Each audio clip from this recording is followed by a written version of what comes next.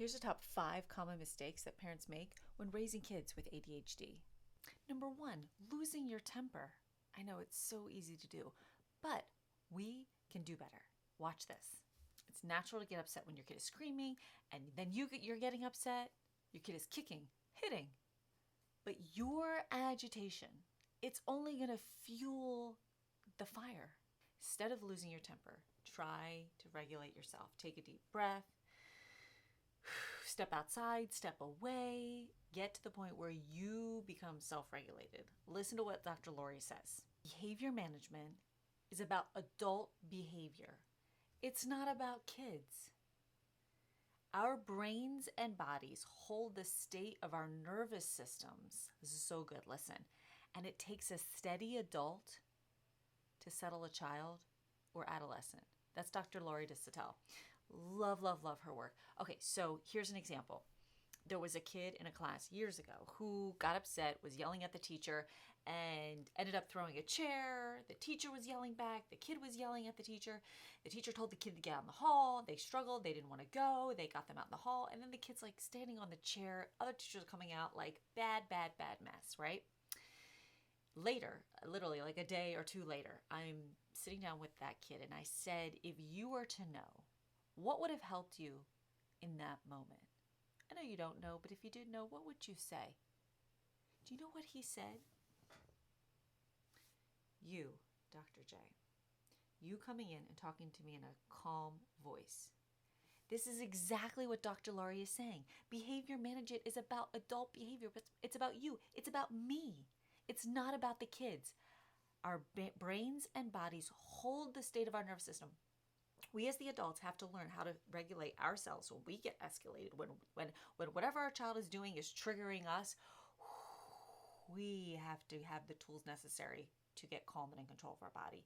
And it takes that steady adult to settle a child or adolescent. So let's go back to all right, number 2. Children with ADHD often feel misunderstood and judged by others. Oh God, I hate the feeling of feeling judged. It's important to listen to them and try to understand their perspective. So here's a great question to ask when you're not sure about their perspective. Say to your child, like I noticed or I heard, and then explain what you heard or noticed. And then ask the question, what's up with that? In a very even tone voice. What's up with that? Not talking down on them, not yelling at them, not when you're emotionally triggered and charged, right? After that event, you got to take some time to get calm and in control of your body, and then you will start learning and hearing from your child's perspective. Number 3, children with ADHD need to be involved in finding solutions that work for them. They don't like being told what to do. They get told what to do a ton of the time. So this can help them feel more in control of their lives and more invested in the process, right? Because if they're part of the problem-solving process, they're going to be more invested to try and do whatever it is to solve the problem. A great way to do this is asking your child, what do you think we should do to solve this problem? And mute yourself.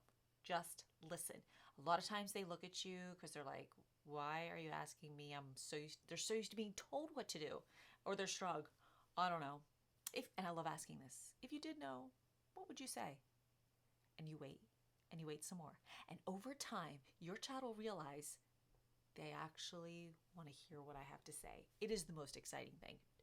Okay, it won't happen at first, believe me. I tried this, I've done it for like a decade. It didn't always happen the first time, but I stuck to it. And you know what? Over time, I realized kids actually knew what to say, had something to say, knowing they wouldn't be judged, knowing that they're not going to be misunderstood. So powerful. All right, here we go. Number 4, structure and consistency. Kids need structure and consistency. The worst thing, a mistake parents make is not giving them that structure and consistency. When you say you're going to do something, do it. When you give them a heads up about what the next day is going to handle, that helps them. They know what's coming next. If you're saying you're going to do something, make sure you follow through. Okay, we're going to practice that this week. Don't get hard on, don't beat yourself up. It's okay. Just take it one step at a time. Try one thing this week. Number 5, children with ADHD often struggle with executive functioning skills, such as organization, right? Time management, patience, self-control, staying on task, managing their emotions. That is hard stuff for them. So it's important to recognize their efforts along the way and say specifically what you notice. Wow, you really took a second before it looked like you were really upset and you were going to say something that maybe you would have didn't really mean to say. Notice and praise them specifically, not just great job and things like that.